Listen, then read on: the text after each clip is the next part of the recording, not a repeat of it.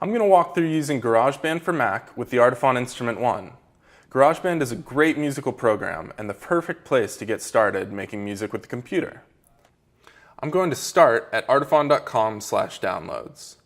I'll be using the Instrument 1 editor for Mac and our GarageBand staff session. Download it yourself so you can follow along. I'll unzip and open the GarageBand session. And the first thing I'm going to do is open the preferences and change the audio output to the Instrument 1. This is going to make the sound come out of the speakers on board the Instrument 1.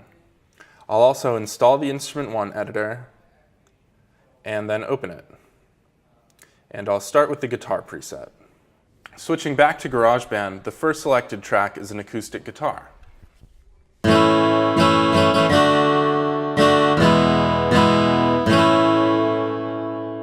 The rows on the left side are tracks with different instruments. By clicking these tracks, I can play different sounds, like a piano.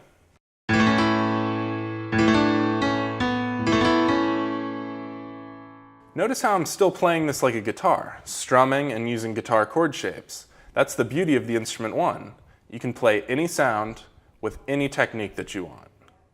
I choose the sound in GarageBand and then customize my technique with the Instrument 1 editor.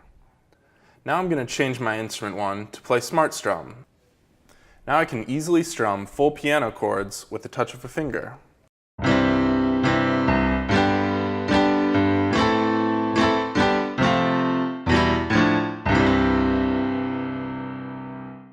So now I'll choose my sound and record something. Maybe a harp, or the electric guitar, maybe a sitar, or the banjo? Yeah, I'll go for the banjo. Before I hit record, let's look at the buttons up top. We've got play, stop, record. This is the loop button. And we've also got fast forward and rewind. In the middle, there's the key and the tempo. I'm going to slow this down. There's also a metronome and the count-in, which will give me a count of 4 beats before I start recording. Now, I'll record my chord progression on the banjo.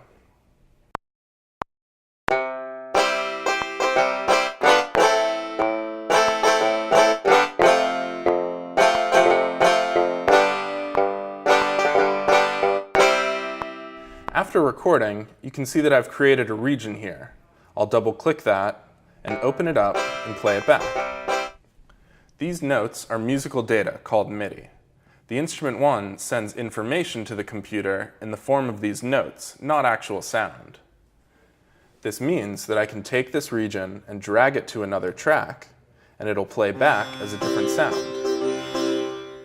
I'm going to undo that. This is really important. Don't be afraid to try things and make mistakes, because you can always undo. Now I'm going to add drums, so I'll choose the drum track. Drums will always be saved to the 4th preset on the Instrument 1. All right, here I go.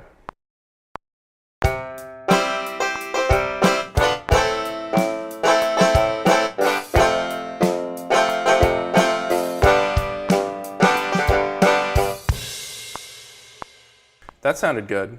So now I'm going to lay down a bass line. I'll switch to the jazz bass sound and switch over to the editor and open the bass folder. I want a fretless bass.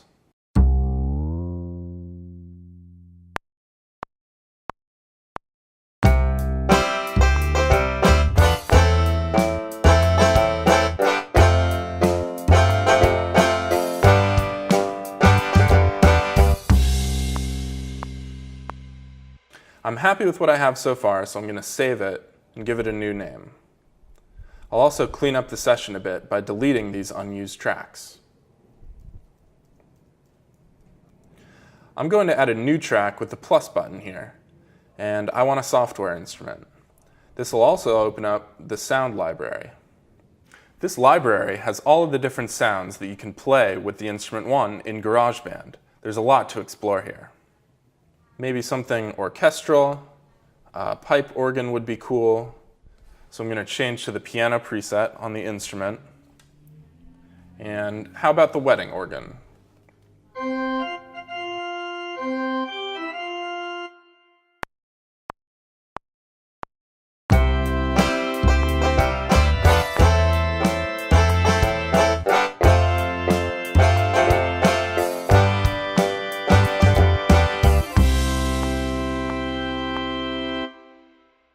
I want to add some percussion, so I'm going to grab some loops to fill out the track a bit.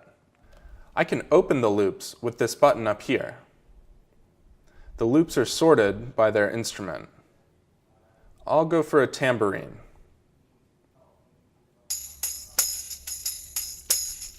This one sounds good.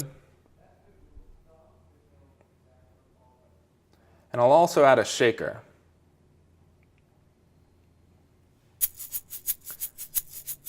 Now these loops aren't long enough for the 4 bars, so I just have to drag them to make them loop again. Now these loops I've added are too loud, so I'm going to do some basic mixing. I can control the volume of these individual tracks with the faders here. So I'll turn some of these down, turn the bass down a bit, and turn that organ down. That level feels a bit better. The other control I have is panning, which sets the levels in the left and right ears. I'm going to move the tambourine and the shaker way out to the sides. I'll also offset the organ and the banjo a little bit.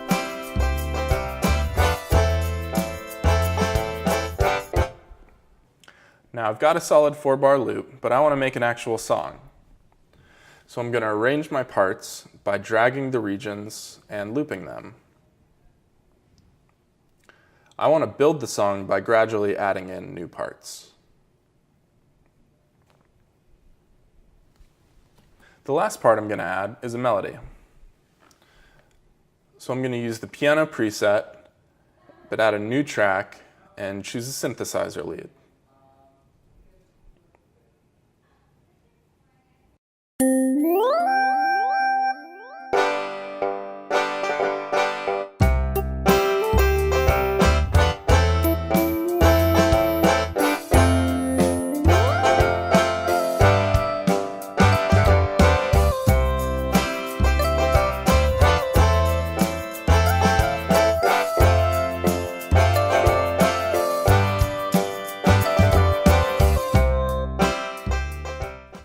Alright, that's my song. So now it's time to make it into an MP3 file. First, I'm going to save. And last, I'll go to Share and share my song to iTunes. Thanks for watching. Good luck and have fun creating.